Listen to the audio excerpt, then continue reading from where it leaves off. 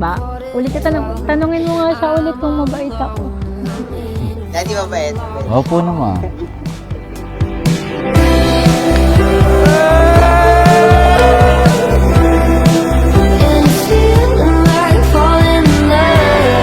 Bigyan mo ako ng maraming apo.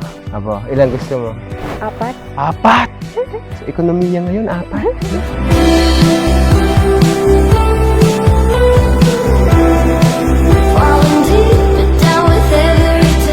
Sasabi ko matatapang na tao na nakilala ko. Tapang si Ayn. Ako nga, hindi nga ako mubra din. Sabi ng sister, huwag daw kalimutan yun. I love you. I love you. Makinig ka muna kayo.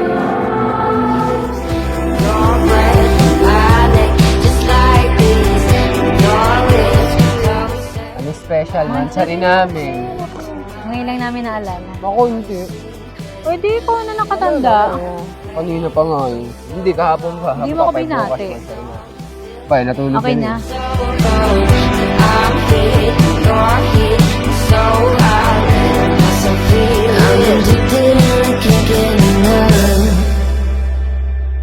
Parang 1 month before na lang, wedding na namin.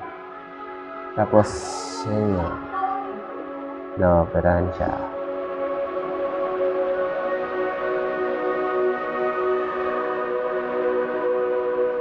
Exactly 1 month ago, parang sumakit lang yung tagiliran ko, ganyan. And then, nagpa-check up ako, tapos nagpa-laboratory din ako, and everything is normal. So, sabi ng doktor, baka gallstones or kidney stones.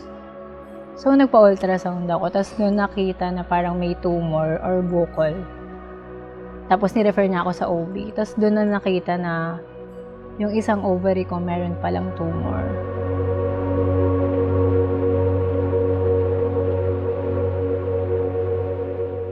Well, naniwala lang kami sa Diyos na malalampasan namin lahat yung nangyari sa amin.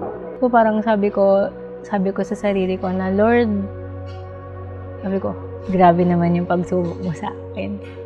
Parang, kung ito naman yung will mo sa akin, bakit hindi tatanggapin ko naman?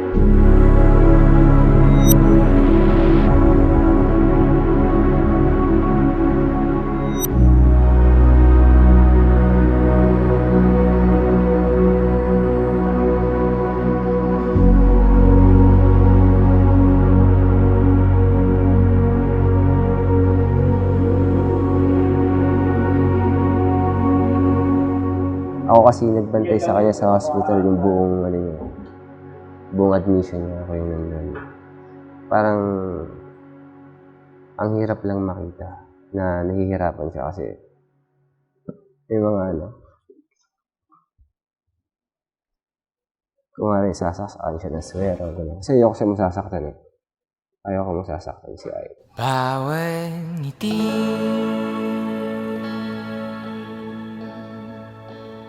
bawat luha bawat gising. Thank you, Mama, kasi pinalaki niya kami ng tama. Maraming salamat din kay Papa ko. Kahit nasa heaven na siya, alam kong proud siya sa amin ng kapatid ko.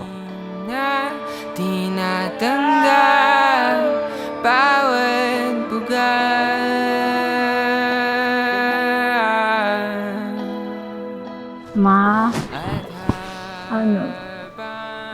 miss na kita. Ikakasal na yung bunso mo. Nakakalungkot lang kasi maaga kang kinuha ni Lord, pero alam ko naman na may ibang plano si Lord para sa akin, para sa atin. Saka alam ko naman na ginagabayan mo ko araw-araw at sa mga magiging anak namin ni Zen. And you're always guiding me, and sana kung nasan ka man ngayon, habang pinapanood mo ko, habang ginagabayan mo ko, sana masaya ka. And you're always in my heart, Ma. I love you, Ma. Dito ka na lang habang buhay.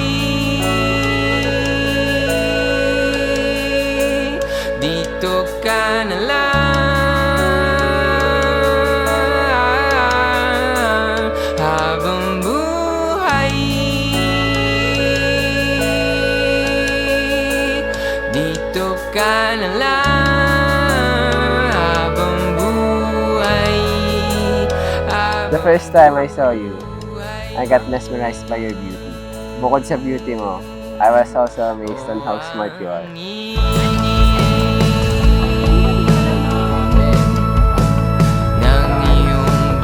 Naalala ko pa noon, sabi sa akin ni Mama, "Anak, okay na ako kung si Zen yung mapapangasawa mo." And at that moment, I felt that. At alam ko na sa sarili ko na ikaw yung gusto kong makasama habang buhay.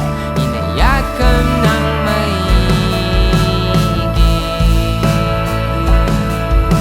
binubulungan, dalangin wag sana maglaho sa... Bago ako pumasok sa operating room, parang nagsorry ako. Hindi naman natin masabi kung okay pa ba ako kapag after na operate. Kasi di ba nasa half ka na ng ano eh, kung mabubuhay ka ba o hindi. Parang pagpasok ko sa operating room, yun na. Parang yun na lang, sabi ko lang, Lord, thank you po kasi binigay niyo sa akin tong taong to. Despite of everything, sinamahan niya pa din ako. Dito ka na lang habang buhay. Today, I stand before you sure of one thing, that I want to be your wife. I will care for you, stand beside you, and share with you all of life's diversities and all of its joys from this day forward and all the days of my life. Huwag kang bibitaw, huwag kang mawawala.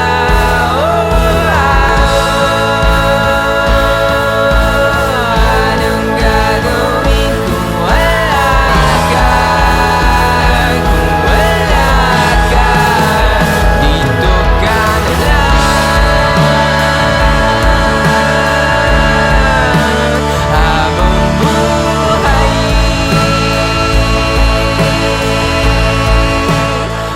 I swear to be at your side no matter what, to encourage you, and to love you. I promise to be your trusted friend, adventure companion, and solace during difficult times. I consider you to be my wife with all of my heart. I love you so much, honey.